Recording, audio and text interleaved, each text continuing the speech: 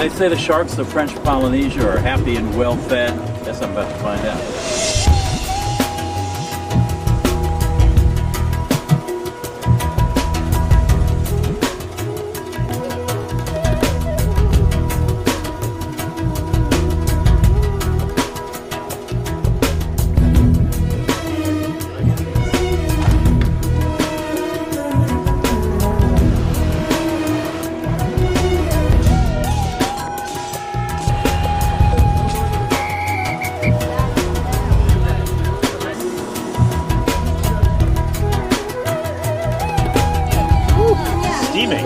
Those will be going in 10 minutes. Beautiful. That.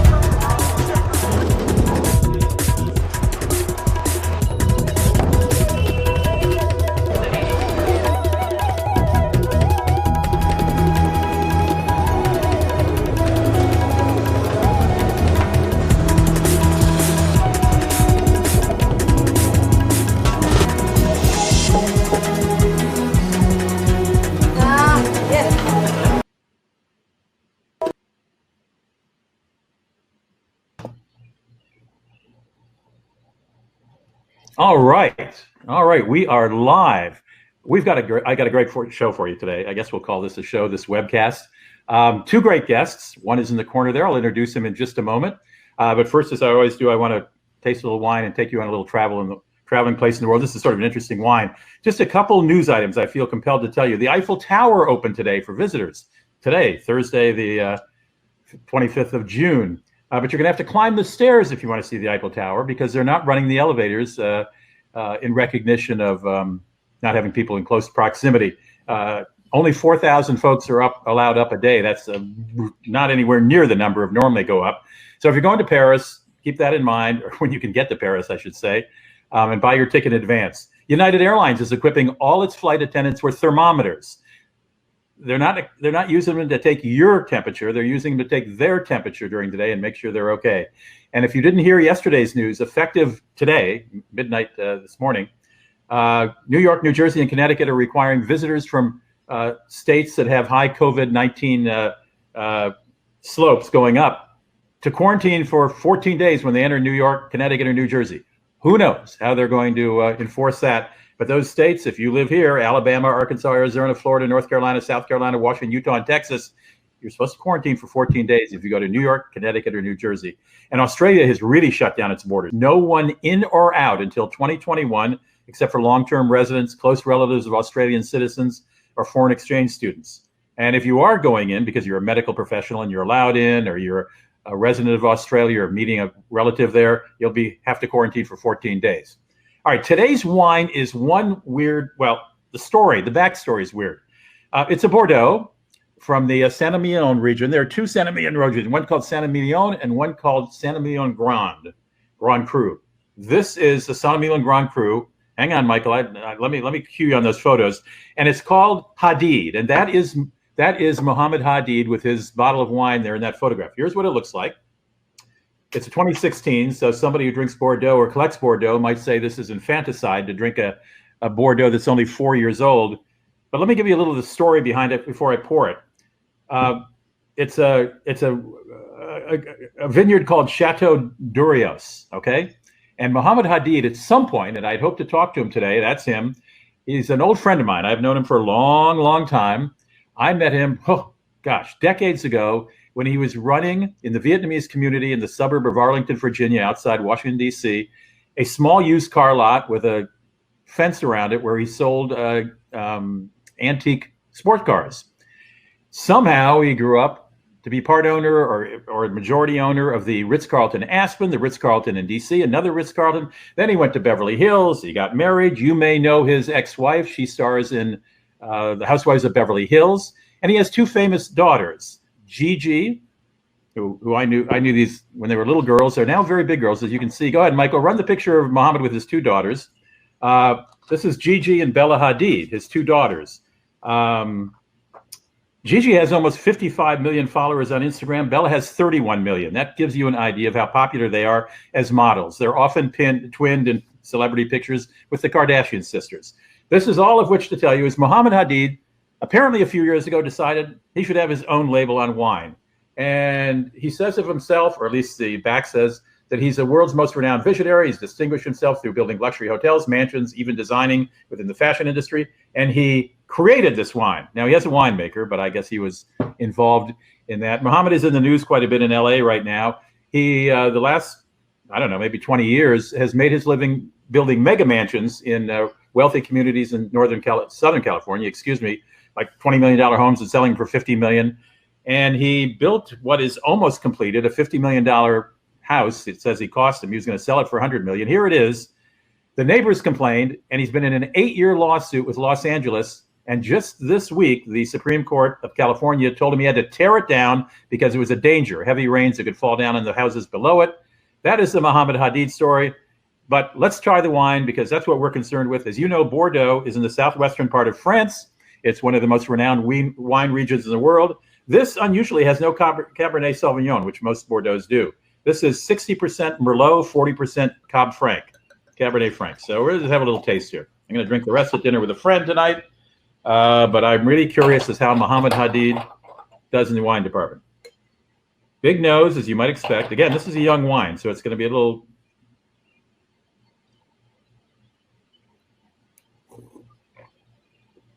It needs a lot of age. It's got good legs. It's got good structure, but boy, it needs some aging. So if you get it, it's about $45-50 a bottle. You can find it at Mohammed Hadid Wine. No, I'm sorry. It's just Hadid, Hadid, hadidwine.com. So there you go. All right, let's get on to the main course because that is probably the most interesting backstory I have on a bottle of wine, at least a contemporary wine that we've tasted on the show so far. Derek Hughes is on the screen. He is, you may know a magician, you may know a comedian. He is both. He's a stand-up comedian and a stand-up, did I say musician? I meant magician. I'm sorry. Derek, welcome to the show. Hey, thanks, Rudy. Derek is, he's appeared in, let me read the credits. It's MTV, VH1, Comedy Central, CW's Penn and Teller, Fool Us, that show. The Ellen DeGeneres Show, we're going to show a clip of that in a moment. He's a consulting producer on True TV's magic series called The Carbonaro Effect. And he was a finalist in season 10 of NBC's America's Got Talent. He also wrote an interesting book we're going to talk about later that is, well, we'll talk about it later. By the way, his next public, there it is. We've got a cover. Don't worry, Derek, we got it covered. We're going to put a big cover up there. Okay. This is a travel show, as you know, and I invited you aboard. Yes. And I imagine you must travel a whole lot in your job. I know you just, you're settled here in Minnesota near me. You're my neighbor, but you still have your LA area code. What made you travel from California to LA? I mean, well, I was in LA for 20 years, but I have 2 young kids and I wanted them to be a little bit closer to grandma. So 2 years ago, it's funny. Today is the day that 2 years ago, and you know our mutual friend Robert, I told my realtor, we're going to bring my mom by the property. We'd already our offer had already been accepted. We had a closing date on the calendar. We hadn't told my parents. And it was 2 years ago to this day. My realtor called me today to remind me that we brought my mother over here to look at a property that Robert was thinking about buying because he was sick of California. Right. He lied. And then Right. we got into the house and we said, hey, Mom, Robert's not interested in this house. We bought it. And, waterworks. It was beautiful. What a great scene it must have been for Mama. She must have been speechless. We were a little worried. She collapsed. Yeah. She full on, almost hyperventilating. It was pretty fun. Well, great. So you've been my neighbor for 2 years then. Yeah. And I will tell you that Derek and I just met at dinner at a mutual friend's house. Only about a week ago. Yep. Socially distanced. We were socially distanced. Outdoors. And we are indeed again today. Yeah. And I learned a little about him. And he performed a magic trip that left us all stunned. I want to tell you, Rudy, too, I have a root beer. This is an IBC. It's a 2020, and it's got pretty good body. Great year for an IBC root beer, no question. Yeah. This story, how about that story for this wine? Hadid, I mean, the guy, he owns hotels and he starts building houses, one of which has to be torn down. But he's got time to make a Bordeaux or at least get involved in a vineyard in France. That's an incredible backstory. Unbelievable. Okay, what is your backstory? Where are you from? Have you been fascinated by magic all your life, or is it a recent? Yeah, man. I was born in St. Paul, and I grew up in Roseville, Stillwater, and then back in St. Paul is where I finished high school, and then went to the U of M. Graduated with a degree in theater before I headed out to the City of Angels to pursue acting. But magic started when I was 10 years old. A buddy of mine in 5th grade, he had a magic kit in his game closet. No, it was collecting dust. I had a chemistry set. I thought it smelled like fart. Like it was not. I wasn't interested in sulfur and test tubes, but we traded. And this magic kit, I had lost the original kit, but I hunted it down. I have it now in my space. The same kit that I had obtained as a kid. It had all these mysteries from. It was called the 100 Greatest Tricks of the Last 50 Years. So there was a little section for every decade, 1910, 1920, 1930, up through the 50s. And so it was a little bit older, and it had this one trick where you take a penny and you transform it into a dime in someone's hand. And as a 10-year-old, I was able to do this miracle for grown-ups and get a big reaction. And I thought, this might be alchemy. This might be my path. And did you study under other magicians before you went pro, so to speak? Well, I'll tell you, I still study under other magicians. It's a mentor-based craft. And when I was younger, this was before the luxury of the internet. So magicians that had information to share would tour magic shops. They'd go to brick and mortar magic shops and do a lecture. And I would attend every lecture of every magician that came through Minnesota. Eagle Magic Store used to be down on Portland Avenue. Now it's out in Burnsville. But I would go to these magic lectures, and more often than not, I would approach the magician and say, do you offer private tutoring?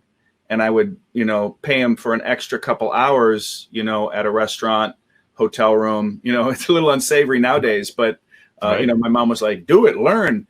And, thank God no one was shady. And these guys would share tips, finesse, secrets, and some of them became lifelong friends. That is great. I want to run a clip of you on the Ellen DeGeneres show, Sure. doing the trip that left me astounded. Before we do that, let's talk a little about travel, because this is a travel webcast. When you travel, do you have any particular rules, anything you've got to take because it's your lucky charm? What kind of hotels do you like to stay at? What kind of parameters you have when you travel? Describe your style of travel. I'll tell you a little bit. I actually, in honor of you, I broke out my luggage as my background. All my unused, sad, stacked luggage that's just lying in wait, ready to hit the road again. But this is a carry-on. This is my must-have, and this is my carry-on, and it doesn't have clothes in it. It has my show. Everything the bare bones to put on my hour-long headline comedy magic show. There's other props that I don't want to do without, but I could possibly do without. I had to start checking a bag. Actually, the trick you're going to show on Ellen, that requires this little box, and it weighs about 30 pounds. And I can't add that to my carry-on. So I got this Pelican Air over here for that trick, and I just started checking a bag about a year ago. I thought, I can't let my carry-on parameters stifle my creative flow. But in here is a show bag and props and sound equipment, the bare bones, things I can't have lost in order to, make the show happen.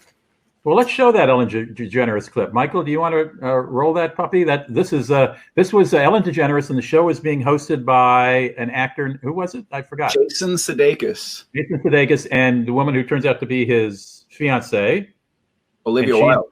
Olivia Wilde. Right. So here is knowing that they were engaged. I sent an advanced text. I'm friends with Jason, and I said, "Hey, do you think Olivia would?"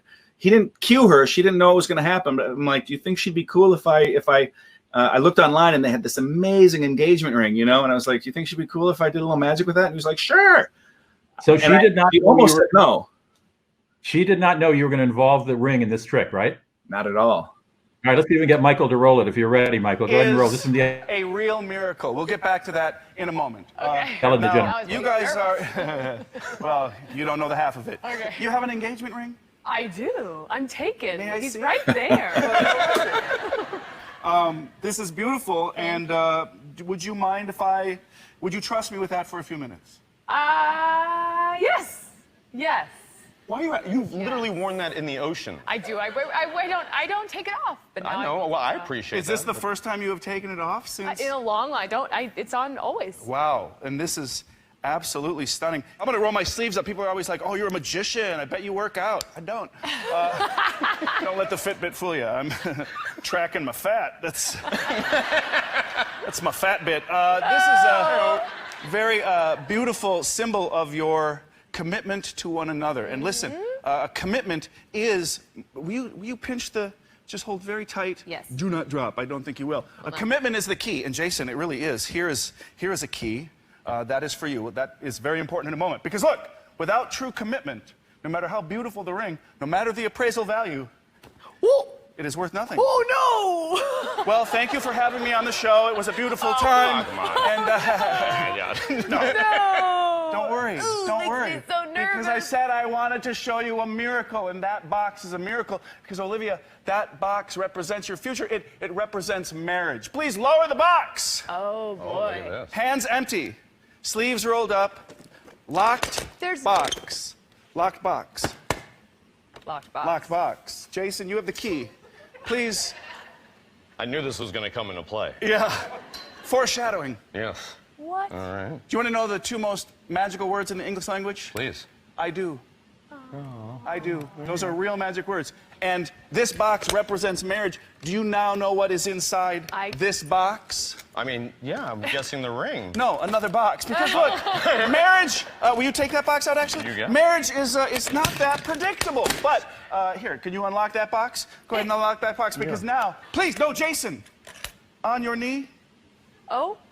I want you to imagine the moment you decided this was the person you wanted to spend the rest of your life together. Remember? Would you please open the box? There's no effing. What? That's crazy. Is that your ring, Olivia? That's crazy. Do you say yes? I say yes. She says yes. She says yes. Yeah. Congratulations. Oh, you wonderful. I wish you all the best. Magic exists. Oh. Go to Ellen's website.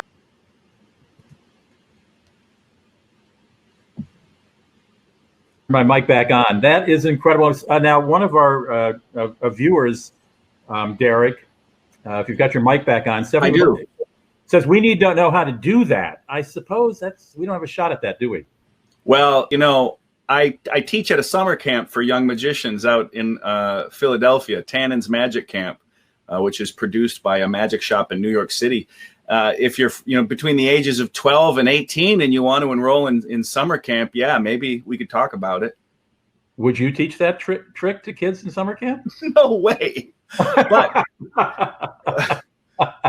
I would teach the kids about the power and the importance of theatricality because, the trick's a puzzle, right? A trick is a puzzle. How? That's a question that's asked immediately.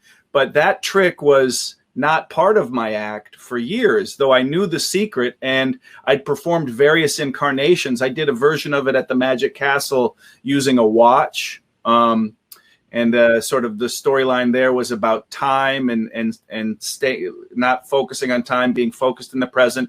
It was good. But when I was doing a test run of the trick at Acme downtown Minneapolis a couple years ago, and that's when I had the light bulb of having a married couple and a man get on his knee at the end, right? And that stage picture, that was potent for the audience, and it really upped the level. And then I realized now I need to write a script for this and make it part of the show. The Ellen opportunity really pushed, gave me the deadline I needed, and now it's in the show. I would talk to the kids about how to make their magic more powerful and theatrical in that way, more entertaining, give it a through line or a reason. So it's not just a puzzle. Who cares if you know something and I don't? But if we create a story of magic, that's so much more powerful and theatrical. Well, that one is phenomenal. One of our viewers, Paul, says, "Are tricks like this based on very simple concepts, or do we laymen tend to overthink these things?" I mean, is this relatively easily done? But with the whole story, as you say, the showbiz part of it, does that make it look even more bewildering to us? I'll tell you, Rudy, it is a lot of smoke and mirrors, not to give too much away. But the hardest, the misnomer is that magic is for kids, that it's a children's entertainment form. And it really is not. It is for adults. The hardest audience to fool and amaze is children, Really? Because I think as a magician, I can take advantage of your preconceived notions of what is. Mm-hmm. And then I can create little spaces of shadow in your presumptions. Kids don't have presumptions. Right. So I know you're married, but this must be very popular with women when you were a young man. Well, that's how I met my wife. Oh, here it is? For sure. Now, See, a little travel. I say this all the time. A little traveling is, can be faithful, shall I say? I mean, I wound up in St. Paul, Minnesota, from my East Coast hometown because I met a woman in L.A., but she lived in St. Paul or nearby St. Paul. How did you meet your wife? Were you traveling? Well, no, I actually was in LA. There's an amazing club called the Comedy and Magic Club in Hermosa Beach. Have you been there?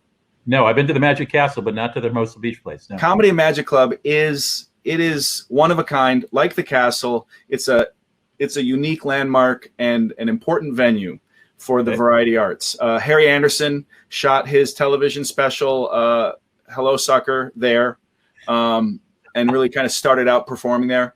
Do you remember the Rib Tickler? No. Maybe you weren't here. Yeah, because you're not.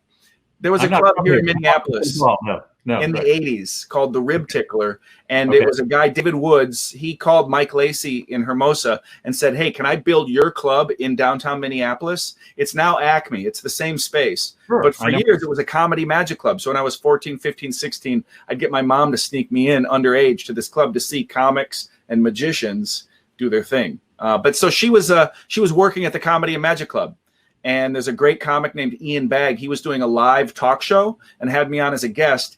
He corralled her into being his talent wrangler. So she put a mic on me for the show, and I asked her out. She had a boyfriend, but I started working the club, and I would see her, and we became friends. And then years later, I win. So and now you have 2 children, right? Beautiful boys. Well done. Do you like traveling? Do you like being on the road? I do. How long would you be away at the longest time? The longest stretch has happened when I'm working with my producer hat on. There's this show called The Carbonaro Effect. I think you called it the carbon. What, the Italian pasta dish? Yeah. No one can pronounce his name, but Michael Carbonaro is an amazing magician, and we produce a hidden camera magic show. And it happens on location. It was in Atlanta for a couple of years, and now we shoot it in Chicago. The longest I've been away was, I want to say 2 months, 2 straight months. And that was hard. Yeah. Usually I will travel back and forth. I just did a 6-week run. The last big gig I did was in Pittsburgh. For the Cultural Trust there. They have a venue called Liberty Magic. I did a 6-week run. We were dark Mondays and Tuesdays, and I would travel home to spend time with the boys then. You have some frequent flyer. Are you a frequent flyer mile collector geek? Listen, man, I am just so happy that Delta extended my status through 2021. And what is your status? Diamond. You're diamond. Wow, that's a lot of miles. Yeah, I've been diamond for a few years. A lot of dollars. A lot of one-nighters, So I really focused on Delta, especially since, I was kind of grandfathered in. I was an old Northwest, Sky Miles guy. Sure. Right. Yeah. Not same me. But Paul has a question before I lose you here. We have got like 6-7 minutes. Do you watch other magicians? And if it's a trick you've never seen, can you generally figure it out? I'll tell you, once in a blue moon, I'm absolutely fooled, and it feels fantastic. It's like being a kid again. Like, whoa, that's that feeling of absolute astonishment. More often than not, when I'm watching a master, I'm just really turned on by, again, how they frame it, how they go about it, their finesse, making the work invisible. If you see a magician and it seems like they're trying hard, it's probably not magic. The biggest trick is making it seem effortless. Did you have a little trick you wanted to do for us, or is that? Yeah, sure. I got a trick here. Now, this is a deck of cards. Right. So I want to do a card trick for you, Rudy. And here's the deal. A lot of your fans, they're going to think, well, Derek and Rudy, clearly they talked about this before. No, we've not. I can assure you we have not. But I'm going to tell you this. I don't care what they think. Kurt Fuller's joining us. He's our next guest. But Kurt, can you dim your microphone for the moment, Kurt? Okay. There's a little reverb there. Just turn that off. But you're welcome to watch. All right. Our guest, by the way, let me reintroduce you. My guest is Derek Hughes. He's a stand-up comedian. He's a stand-up comedian and stand-up magician. And we've been talking about traveling on the road, and his doing a great. What's that? You know, Kurt? No, but this is great. Now we don't have to worry about people thinking you and I were in cahoots. I can do the trick for Kurt. Do it with Kurt. Okay. In that case, Kurt needs to turn on his microphone again. Kurt, can you turn on your mic? Forgot. Am I getting paid for the extra time? All right. No, you are not getting paid for this. Okay, let's get the trick. Here it is. Kurt, you have a favorite card in the deck? I do. We're not going to use your favorite card, but name it out loud. Okay. Name it out loud? Mm-hmm. 3 of hearts. 3 of hearts. We're not going to use the 3 of hearts. I want you to imagine that you have a pack of cards in your possession. Take it. Open it up. Take the cards out of the box. Great. Look through the cards. Find the 3 of hearts. Got it? Okay, don't take it out. Count 5 cards to the left of the 3 of hearts. Okay. So you're looking at a new card. Yes. Is that true? Yes, it's true. A card only you could imagine. Take that new card, pull it out of the deck, turn it upside down, and put it back in the deck. So they're all face up, but that one card is turned face down. Did you do that? Yes, I did. Close up the deck, shuffle the cards. You don't even know where it is, that face down card. Did you do that? I'm doing it. Okay. It's a little inappropriate, that shuffle. Well, you know what? You asked for it. It's a grown-up audience. Put the cards back in the box. You can keep that. Work. That's a souvenir for you. Okay. You spare no expense. We're done. Kurt, we've never met before. What card did you turn upside down in your imagination? The Queen of Spades. The Queen of Spades. Oh. Here. One card is face down. Yes. No! Queen. No. Oh, yes. Oh, my goodness. That is fantastic. That's for you. Oh, you should be a magician, I'll tell you. I'm glad you showed up. I'm sure Rudy would have said a completely different card. That would have sucked. Yeah. Ooh, thank God you called earlier. No, he didn't, everybody. That was amazing. You're not getting the money now. All right. Now you're not getting the money. All right. Should I turn off my microphone now so you guys can say goodbye or hello or whatever? Yeah, you can turn off your microphone. Yeah. Well, I don't know what to say when you do this, Derek. You did when I met you at dinner last week. You did a card trick that boggled my mind. You're amazing. If you happen to live anywhere near the University of Wisconsin in Stout, the branch campus of the main one in Menominee, Wisconsin, Derek will be performing there on July 6th, I believe. COVID-19 willing. No, what? I think that has been postponed. I'm sorry? I believe that has been postponed. Oh, it has. It was September 6th. I'm sorry. That's postponed. Still up on your website. And he wrote a book. He took Humpty Dumpty and wrote a book with amazing illustrations. You said the illustrator worked like 5 years on it. It's called Humpty Dumpty Lived Near a Wall. We'll put a big shot of it up here on the screen. Great. The illustrations are astounding. And it's a sort of revisionist story of Humpty Dumpty that has a moral message. And I think it's great for a kid. I bought 2 for my granddaughters so they can each have one. Are these pencil drawings? How did he do this?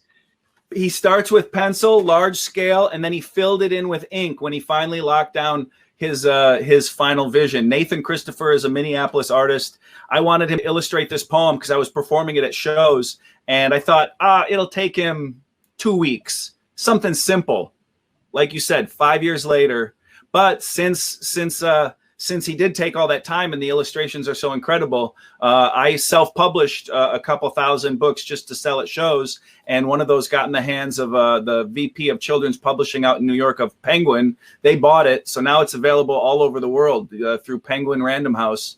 Humpty Dumpty Lived Near a Wall. We're very proud of it. Can you, now that we've lost the screenshot, can you bring the 2 pages up and bring them close to your camera again, just to give the idea of illustrations? Yes.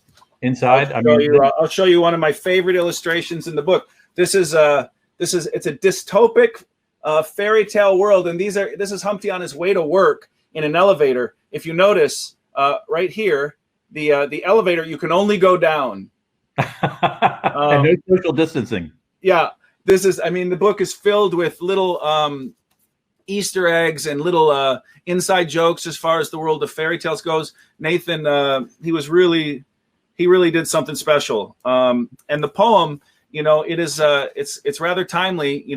Humpty in the poem, he's a martyr. He follows his dream to look over the wall, and the king sends a photo of him crushed to pieces to all the kingdom, so they know better. But that actually ends up inspiring everyone. Never look over that wall, right? Right. And I'm just thinking, in this, coming from Minneapolis, right, in this day and age where a viral image can incite a revolution, it's important to know that we can overcome walls and that ladders can be built. I think we're all hoping for that, right? It's a splendid little book. You can find it on Amazon. It says I bought 2 copies. It's called Humpty Dumpty Lived Near a Wall. Thanks, Rudy. I'm sorry? I said thank you. Oh, you're welcome. And written by Derek Hughes, my guest. You can find more out about him by going to Derek, DEREK, Hughes.net. Correct, Derek? Sure. Or standupmagician.com. It's the same site. Great. Well, I really appreciate your joining us. And I can't get some of your tricks out of my mind. I think about them when I fall asleep. How did he do that? But thank you very much. You say that. Rudy, I incorporated for tax purposes a few years ago, and I got the name Insomnia Incorporated because what I do will keep you awake at night. Terrific. Derek, thanks for stopping by. I look forward to seeing you again. Good luck when you get back on the road. Thanks, man. All right, take care. Let's bring up Kurt Fuller. Bye-bye, Derek. Kurt Fuller, and I got to read the resume. It's so darn long. Well, my microphone is on. I'm sorry? My microphone is on. Yeah, it is. Okay. Can you come any closer to the camera? Hear me. Can you come a little closer to the camera? Or bring your computer closer to you, one or the other? Fill the frame, as we say, as photographers. Fine. Kurt Fuller, if you watch the series Psych, you will see him as Wood, the coroner on Psych currently. You may have seen him in movies including Ghostbusters 2, Wayne's World, where I remember when he did Wayne's World, he was the driver for the boys. And I remember walking down the street. We were old friends and walking down the street with him in New York and people going, Wayne's World, and shouting at him all the time. Midnight in Manhattan, the Woody Allen movie. Midnight in Paris. It's a travel show, Rudy. Midnight in Paris. It's a travel show. Yes, thank you. We'll see a clip from that in a moment. Scary Movie. We're going to see a clip from that too. And for television shows, let me just rattle them off. Knight Rider, Time Cop. These are all that he's appeared in as a guest star. He's one of America's greatest character actors. I've never told him that in person because he gets very big-headed, but I have to say it because it's the truth. He's appeared in Knight Rider, Time Cop, Quantum Leap, L.A. Law, Murder, She Wrote, Ally McBeal, Felicity, Malcolm in the Middle, The West Wing, Boston Legal, Boston Legal and Boston Public, House, Monk, Desperate Housewives, My Name is Earl, Ugly Betty, Glee, Drop Dead Diva. I mean, the list goes on and on. I never turned down a job, Rudy. I know. I am right now appearing. I was Woody on Psych. That's true. But right now I'm playing Dr. Boggs on the new CBS show Evil, which was on last year and will be on again this next year, COVID willing. Are you a good guy or a funny guy? I'm a good guy. I'm not funny. I'm serious. Okay. I've seen you play good guy, bad guy, funny guy, not funny guy. You are what? So I guess why you're called a character actor. Character actor, man. That's right. How did now I know because I know you were shooting. What show was that? And you were in New York for like months. Evil, which was on last year, Thursday nights at 10 o'clock on CBS, and will be on again if we get to shoot them this year, Thursday nights at 10 o'clock on CBS. So you live in Los Angeles. Right. You have a wife, two daughters, both of whom one's at college. Well, they're both at college. One's about to graduate. But you have a home in L.A. When you go to New York, I mean, do they put you up in some fabulous hotel and unlimited room service? What's it like to travel as a movie star? Well, as a character actor, and even movie stars now, they used to put you up. Oh my God! I did the movie Bonfire of the Vanities in New York, and they put us up at a hotel and had a car with a driver for every cast member. So whenever you wanted to go anywhere, you would go outside, and everybody. It was unbelievable. Now things have changed, and you pay your own way. When I go to New York, I get my own apartment, and I pay for everything as if I was a native of New York. You don't get a per diem? I do not get a per diem. Well, I presume that's sort of built a little bit into your fee, yes? Yes, it is. So I get a little more. Yeah, go ahead. A little more too. Right. It's sort of split in half. Yeah, but what you were talking about doing Bonfire of the Vanities. You were talking about doing Bonfire of the Vanities. Was the car just sitting there waiting for you anytime you went down? They would have. Sorry, I'm overlapping you. They would have like 30 cars outside for just waiting. I've never seen anything like it. I've never experienced that before. And not just to take you to the set, but just because you want to go to a deli or something. If I wanted to go 50 feet, the guy would take me. That's the way to travel. Now, I do know, I remember talking to you when you were in Paris shooting Midnight in Paris. Right. And I think Woody Allen's people did put you up in style, as I recall. Well, Midnight in Paris, the hotel where Midnight in Paris took place was the Bristol, which is, and so we all stayed at the Bristol. Nice. And free, and and got a per diem, and but Woody Allen doesn't pay a lot, so everybody pretty much makes the same. Owen Wilson, he made pretty much the same as I did, because at the time, which is not so much now, it was really something to be in a Woody Allen movie, and it was a great thing for your career. Right. Everybody wanted to work with him. And so you would do that. And plus I took the family to Paris. I mean, for free. That's not bad. Not bad. Let's see a scene from that. Tell us what's happening in this scene. You were the father of the young woman who was going to Paris with her fiance, right? Right. She's in Paris with her fiance. At the time, was a right-wing Tea Party guy, and I was very suspicious of her fiance, Owen Wilson. And so I explain what I've done to see if he's on the up and up.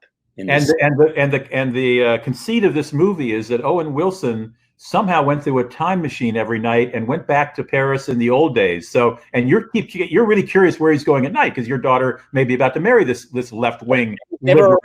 He's never around. I had one meal with him. It's so I'm just suspicious. I just don't like his looks. He's got long hair. He just looks like a hippie. Yeah. Well, let's see if Michael can roll that short clip for us. This is from Midnight in Paris. Oh, that's my name. Turn down your volume.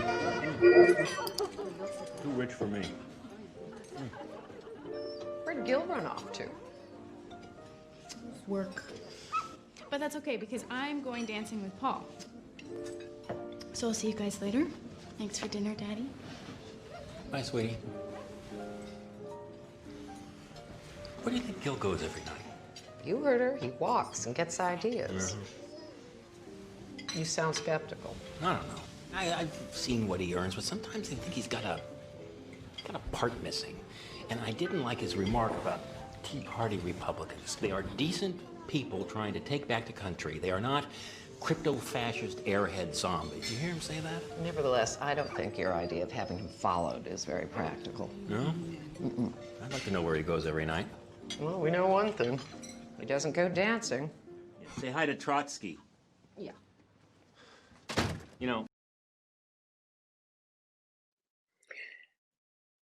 Oh, you got to turn your mic on. Thank you. I forget that. Actually, the next scene where your daughter's in the bathroom, your daughter and your wife's in bathrobes and you're in the bathrobe, you tell them quite proudly that you've hired a private detective to follow them.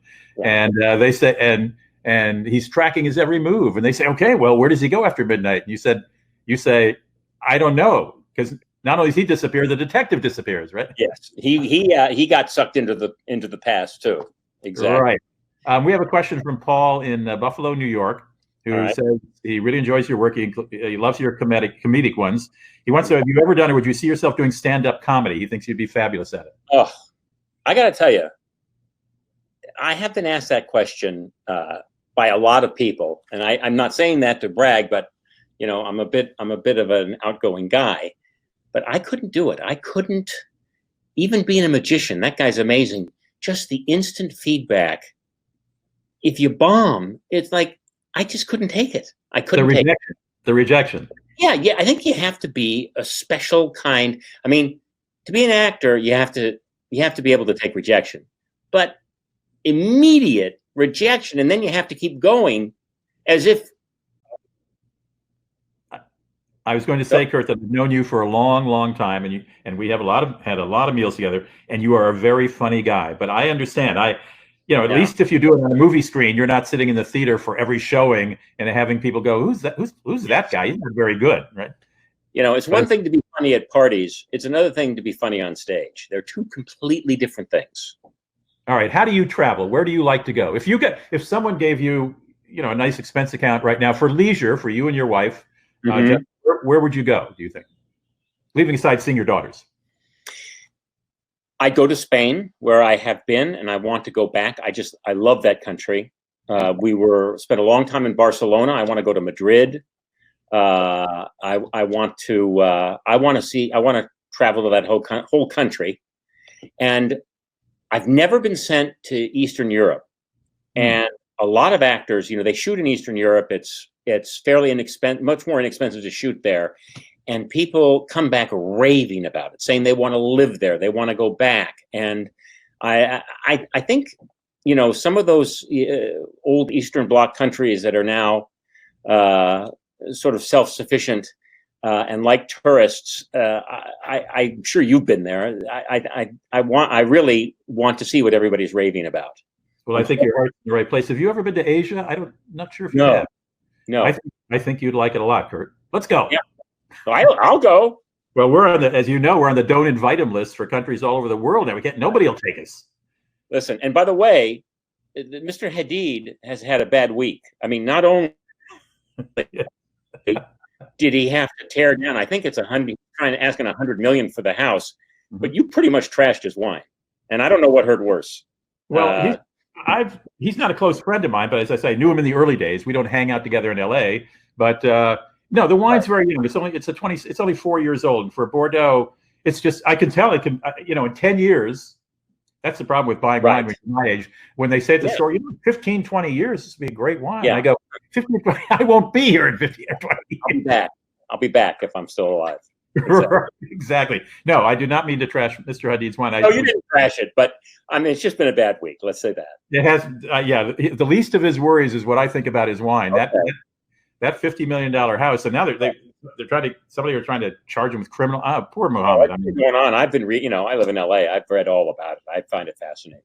Well, fortunately, Gigi and the other daughter's name, they could pick up Dad if he has to live on the street with no problem. Yeah, absolutely, they would. They could, and they better. How do you travel? Do you travel 4- and 5-star hotels? Are you 3-star hotels? How do you travel when you travel? Leaving aside movie travel when somebody might be paying for it. When somebody else is paying for it, I go. I go. For it. Have my agent ask for everything, every comfort, everything I can, and sometimes they say yes, sometimes they say no, and we go back and forth. My father grew up during the Depression. All right, and I grew up in Grapes of Wrath country in Central California. I lived in Tulare, California, where Grapes of Wrath takes place. My father was a thrifty man, and I learned from a very early age to really.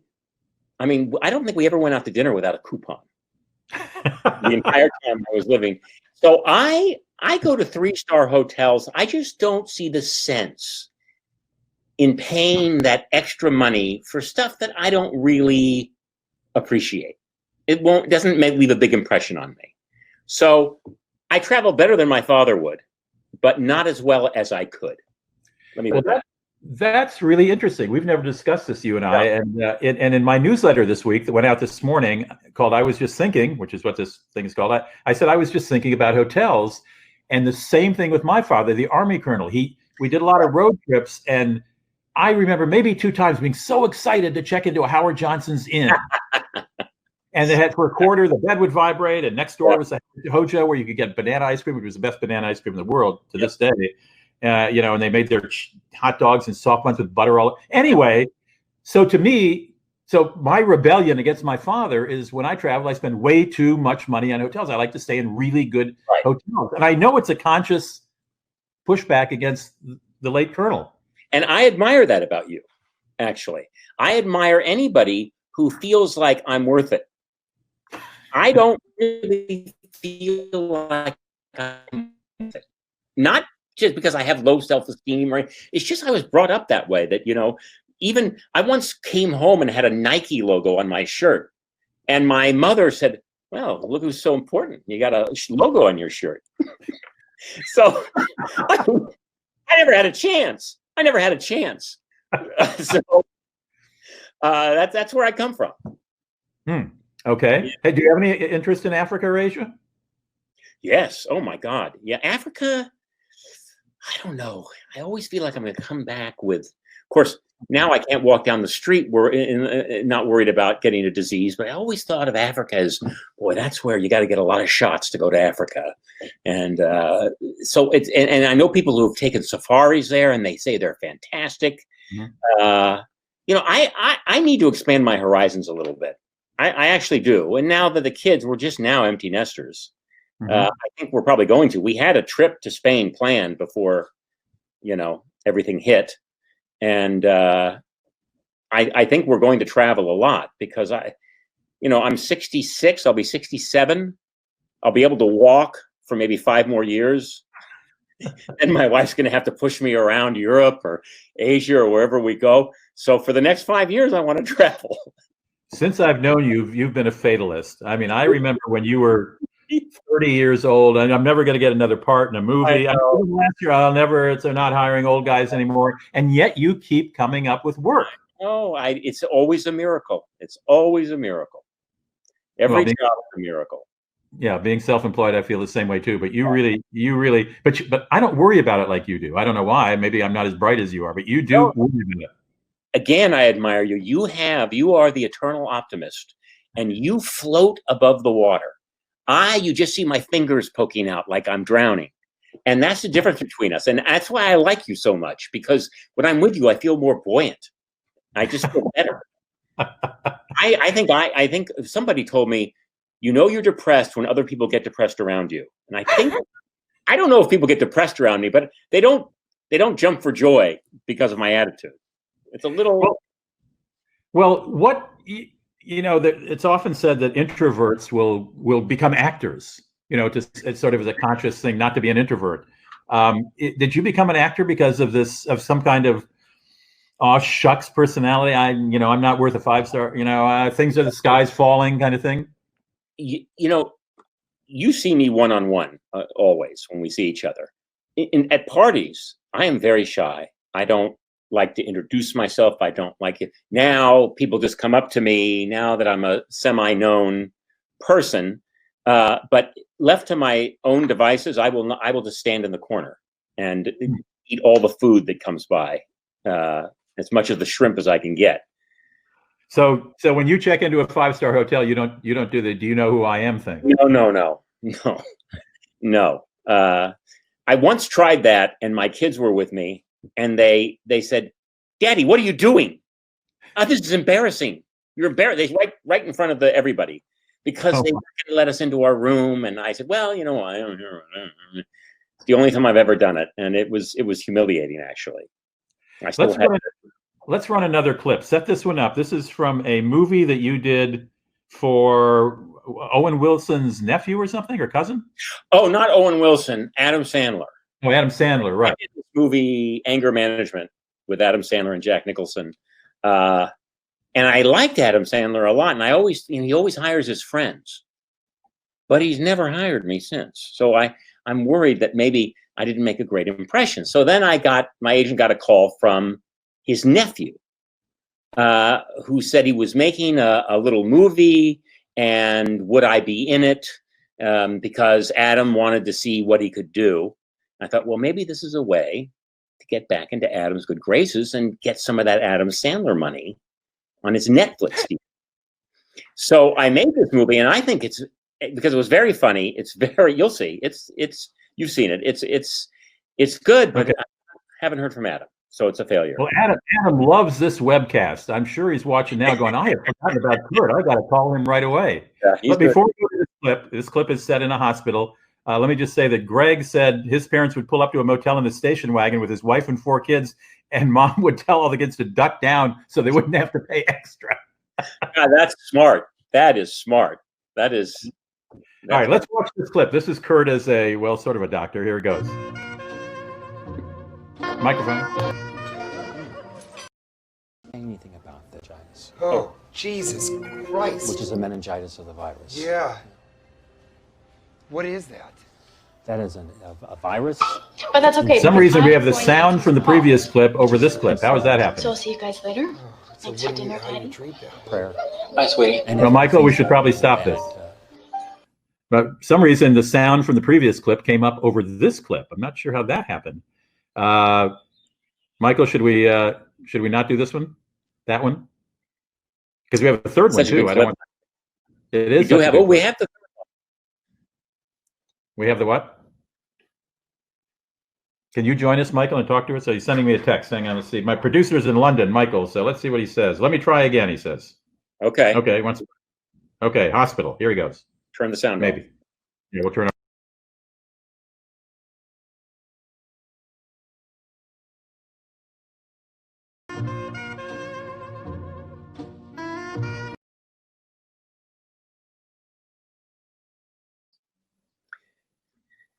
I'm back on. I'm back on as well. All right. Well, we'll see. Michael will text me if he says it's not working. Okay. We are new to this. We're new to this. Text me if you can get it working, and we'll know. We are still new to this technology, and running film clips on more than one film clip on a webcast is not the easiest thing in the world. I think your dad would like that kid stuck in the station wagon, right? Absolutely. I know pretty much every Best Western hotel between Los Angeles and San Francisco. I will tell you that we stayed in all of them. And they have this particular odor of whatever the disinfectant they put on the rug. You can always, if you're even with your eyes closed, you know you're in a Best Western.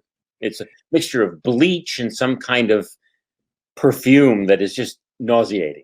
Well, my father seemed to always know somebody who had an extra bedroom or two on the road. So we're always saying, no, your dad didn't know anybody? We didn't like to stay with other people. And when people came to visit, we wanted them gone. I remember my mother, she wanted to do, people don't come for long stays at the Fuller residence. A couple of days tops. And then one of our listener asks, he says, you're the best actor ever. And he says, when is the new Psych movie coming out? Is there a new movie? Yes, there is a new Psych movie. Wow. July 15th. It is premiering on the first day of the Peacock Network, the new Peacock Network that is starting. Right. Psych, owned by Universal Studios. And that is a Universal Studios thing. And they're using it to get subscribers. And on July 15th, it will be on the free portion of the Peacock Network. And I haven't seen it, but I have heard it's very, very funny. Okay. Very, very funny. And what's your role in this one? Woody the coroner. You are the coroner. Famous in this world as Woody the coroner. Yeah. Don't you go to Psych conventions and stuff? No, not Psych conventions. They don't make them. They don't have them because the star, James Roday, who makes more money than all the rest of us put together, doesn't want to take money from the fans. Well, I have no problem doing that. And I could probably stage, some kind of mutiny, but I'm not going to. I go, oh, me neither. We don't want to make any money. But I did used to go to a lot of supernatural conventions because I played this bad angel, Zachariah, on Supernatural that everybody seemed to love to hate. And yeah. And so you would go to conventions like sign pictures for $5 kind of thing? Oh, yeah. So, take pictures, $45 to take a picture with me. Wow. Yeah. 1 or 2 people would line up. It wasn't a big money maker for them. You did money taking money from the fans, huh? And I think, oh yeah, well, those are Supernatural fans. I can't be responsible for them. The Psych family, the Psych fans, or Psychos as they're called, I hold closer to my heart. Yeah, until the first convention comes along. Yeah. Greg wants to know what your favorite role and film that you've been in. My favorite role in a film. No, he said role favorite role. Role in show business has been Woody the coroner from Psych. Really? Yes, which I've never talked to you about because you've never shown any interest, Rudy. Well, I haven't seen. I will believe me. You should watch. I'll tell you when it's on. Okay, thank you. It runs every day. My favorite role in a movie. Movies I don't really fall in love with because they're sort of. I really like doing, and I think if the clip works. Yeah. Scary Movie, the sheriff from Scary Movie, and one of the reasons was we shot on Vancouver Island in the spring in 2000, I think. One of the most beautiful places I've ever been. It's like heaven. It's like being in the garden, what you imagine the Garden of Eden to be like. And I encourage anybody who travels, and I'm assuming they're all travelers who watch this show, go to Vancouver Island in the spring. It's flowers and meadows and trees and ocean. And it's just absolutely pixelated. It's just it's so beautiful. Could you live there, or are you an LA guy forever? I'm not an LA guy forever anymore. LA is a tough place to, I think it was a good place to raise the kids, but I would move to Vancouver. I love Vancouver. I mean, it rains a lot, but it's a great city, very civilized. And this is probably even more expensive than LA, is the only. Yeah, it wouldn't be a move up; it would be a move sideways. Yeah, well, the Chinese moved in and bought a lot of property. Yeah. Well, Kurt, I really appreciate your being on the webcast. It's delightful to have you here. I'm sorry we couldn't run the other 2 clips. I'm devastated we couldn't. Well, I'll have you back. I'll be back in a few months. Run the other 2 clips. When you get the technology together, I will come back. But we will do that. Okay. Let me just say we're going to take next week off if you're a regular listener. But we have a deal here. We got a little drawing. We are trying to build up our fan base on YouTube. If you go to YouTube and watch one of the I Was Thinking webcasts, all you have to do is type in, say, Rudy Maxa and Kurt Fuller, and one will pop up. And if you subscribe to my channel on YouTube and leave a comment for one of the shows, we'll have a drawing, and I'll send you 13 episodes, a 6-pack of 13 of my Rudy Maxa's World episodes. These are Thailand, all over the world, actually, these South Africa. We'll do that in a couple of weeks. We'll have the drawing in a couple of weeks. We'll take next week off. But go to YouTube, sign up for the Rudy Maxa channel, and leave a comment. Those 2 things you've got to do. And let me see. Somehow we're going to get your email. How is that? I don't know where. I'm supposed to have this thing here that has tells me how to do this. Can I interject something while you're doing that? Please do. I've seen some of your travel shows, and I'm going to go sign up. They are fantastic and very informative, and you are much more charming on those than you are even today. Well, thank you very much, Kurt.